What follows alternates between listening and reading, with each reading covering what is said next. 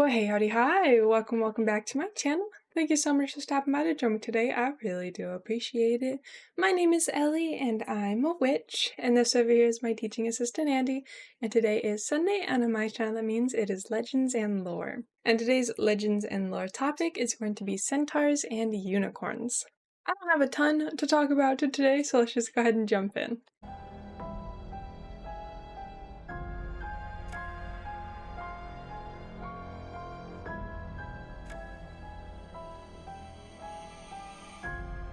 So we're going to start out talking about centaurs. And for the purposes of today's video, when I say centaur, know that I mean half man, half horse. Yes, there are female centaurs or centaurids, but those are not common and are rarely mentioned or depicted throughout history. With that being said, centaur legends started in ancient Greece. There are a few different stories about where exactly they come from. They could be the offspring of Ixion and Nephili. That story says that Nephili was a cloud made into the likeness of Hera in order to trick Ixion into revealing his feelings for Hera to Zeus. Ixion seduced Nephili as Hera, and their children were half human, half horse for some reason. A different legend, and one that arguably makes more sense, is that they are the children of Centaurus and a Magnesian mare. Centaurus was human, and obviously a mare is a horse, so that makes sense. Now, Centaurus' parents are debated. He's either the child of Ixion and Nephili, or Apollo and the nymph Stilbe. There are other groups of centaurs though. One tribe is said to live in Cyprus. These centaurs have ox-like horns and were fathered by Zeus. He was trying to get with Aphrodite, who was able to get away, so he had no choice but to just finish the deed with his hand and finish on the ground, and that somehow made centaurs. Don't ask me any more questions about that. Then you have the Lamian Fears, who are the 12 daemons, or spirits, that were sent by Zeus to guard a then-infant Dionysus from Hera. She was enraged at the guardians and turned them into centaurs. They actually stuck with Dionysus into adulthood and would help in battle. There are individually famous centaurs. The legends are not so broad as it just mentions them as tribes or groups. There are so many names, though, that I will just put a link to a document that lists all the names and what they are known for or from. If you are interested in looking further into any of those stories, they will be in the description box.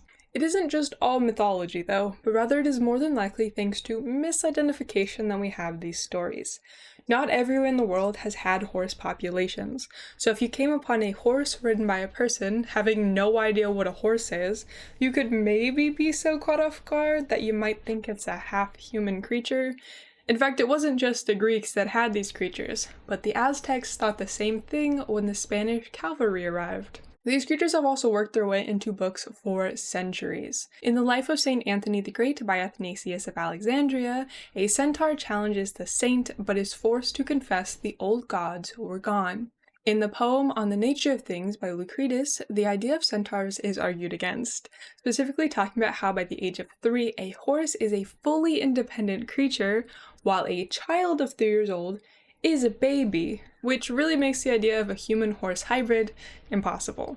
Then you also see them as a type of guardian in Dante's Inferno. We do also have them in modern literature though. We see them in Narnia as these wise and courageous beings, as well as in Harry Potter where they are talented healers. Now that I've talked about centaurs, let's talk about unicorns. So they have been historically described as horses, generally white, with a horn coming from its head. There are variations, sometimes it's more goat-like, but it is generally a horse.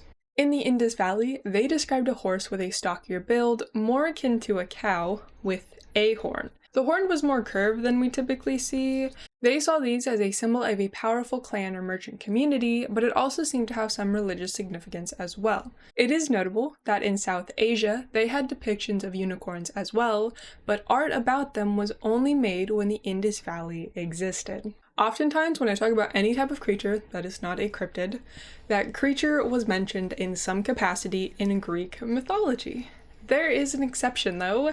They were not discussed in mythology, but rather in accounts of natural history. They believed they were 100% real creatures that live in India. These creatures were in part inspired by Persian stories. In Persia, they had winged and horned bulls. The horn was about 28 inches long, and they were either white, red, or black. And apparently, unicorn meat is very bitter. Like a lot of creatures, especially mythological ones, they are based on a real sighting, or person, or animal, but then people dramatize the encounter until you go from dinosaur bones being found to the stories being retold as living, real-life, breathing dragon sightings. In this case, as unicorns did not live in Greece, the stories were either changed on purpose or not after sightings of a one-horned rhino, or Indian rhino, that does actually exist in India. In the medieval time period, we see a lot of depictions of unicorn-esque creatures. For that time, they were represented as goats, donkeys, or horses, all with one horn. During this time, they were heavy on the whole purity thing, and so they were pushing the messages in church that these unicorns represented chaste love and faithful marriage. Some people believe that the only ones capable of taming a unicorn were virgin women. Honestly, if I had to choose though, between like losing my virginity and being able to tame a horse with a sword on its face, yeah, I'm gonna pick the horse. Anyways, at this same time, Marco Polo talked about his encounter with a unicorn. Scarcely smaller than elephants, they have the hair of a buffalo and feet like an elephant's. They have a single black horn in the middle of the forehead. They have a head like a wild boar's. They spent their time by preferencing wallows in mud and slime. They are very ugly brutes to look at. They are not at all such as we describe them when we relate that they let themselves be captured by virgins, but clean contrary to our notions. Which is literally just a rhino. That is what he is describing. With all of these legends and encounters, of course we have people wanting to make some money off of those who truly believe. With that, we get a new medicine, alicorn powder.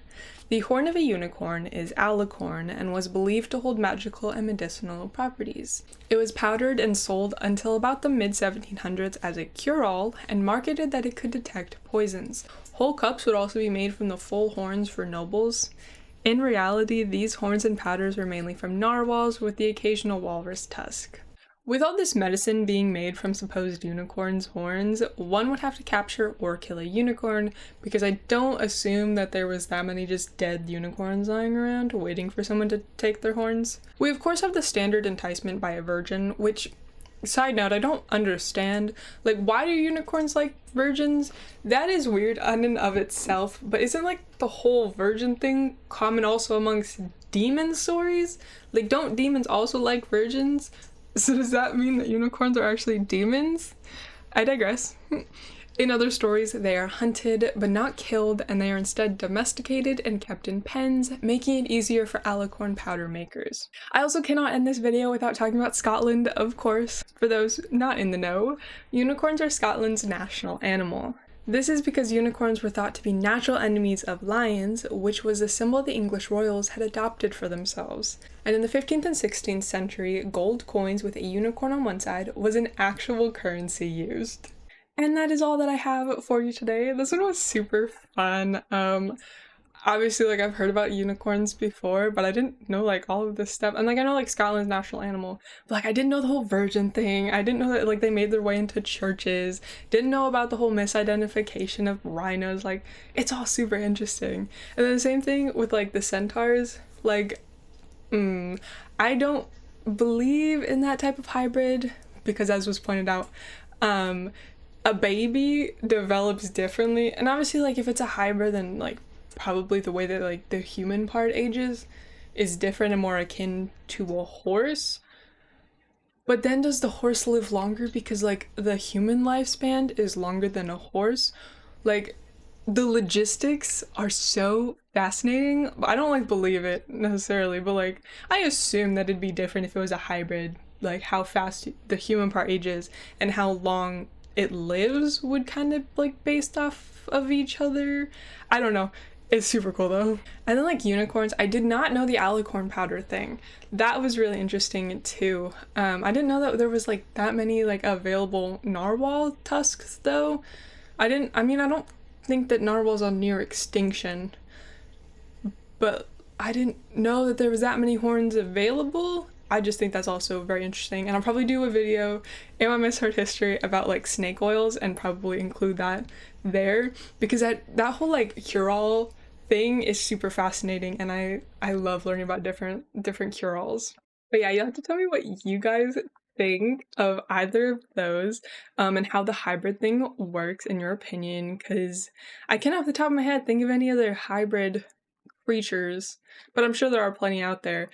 But like it's just fast. I want to study Centaur legends like really thoroughly. Like as a class, I want to study that and see how much we know about them because that would be really cool. Anyways, for the upcoming stuff on Tuesday, I have my Fatal Alignment series episode video 3 on Christopher Wilder, who is a Pisces. And then on Friday and Saturday, I will be streaming. I do not know what yet. As always, my Twitch is in the description box below. And then next week, I will be skipping Legends and Lore. And then on a Monday, for Misheard History, I will be talking about the year of 4, 5, and 6 emperors. And on Tuesday, for Tea Time and True Crime, I will be talking about the Gilgo Beach Killer. I've had so much time at work to do like scripts and everything, because I just started a new job. Thank you. And it is very slow. So I've been able to work on scripts and stuff, which means that I was able to finish my next book review script. I'm hoping that that is going to come out the 30th or the 31st of this month, because I will not be putting out any videos aside from that one for that week, because it is not like a full week in 1 month. I'm just, anytime it's not a full week, anytime it's not Sunday, Monday, Tuesday in 1 month, I'm skipping that week, and it's Sunday, Monday, and then Tuesday is the first, so I'm just gonna skip that week. That was a lot of information. I'm more explaining that to myself than you guys. Walk it through with me.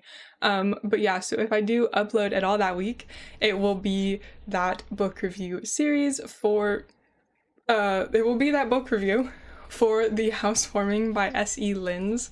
I know that I said her name wrong before, and I apologize for that. It is gonna be another long video, so hope you guys will check that out. I also would probably that week skip posting a VOD. Speaking of VODs, I didn't put it in my planner, so I almost forgot to mention it. Oh my god, I need to take a breath. Okay. So on Wednesdays and Thursdays, I will be posting VODs. This week it'll be Wednesday only, and the next week it'll be Wednesday, Thursday. I do not know what VODs are going to come out first. This Wednesday will probably be the VOD for my first ever stream, so Moshi Monsters, and then I'll just post them in order after that, alternating Wednesdays, Thursdays, maybe 2 times that week, until we get caught up and I'm a little bit more current. But yeah, and if you guys want to come join me on stream, let's go. I stream at 7:30 on Friday nights for a couple hours, and then at 2 p.m. on Saturday evenings for a couple hours as well. Not sure what I'm doing next week. But yeah, I don't want to take up too much more of your time. I hope you guys have a great rest of your day, and I will see you on Tuesday. Bye!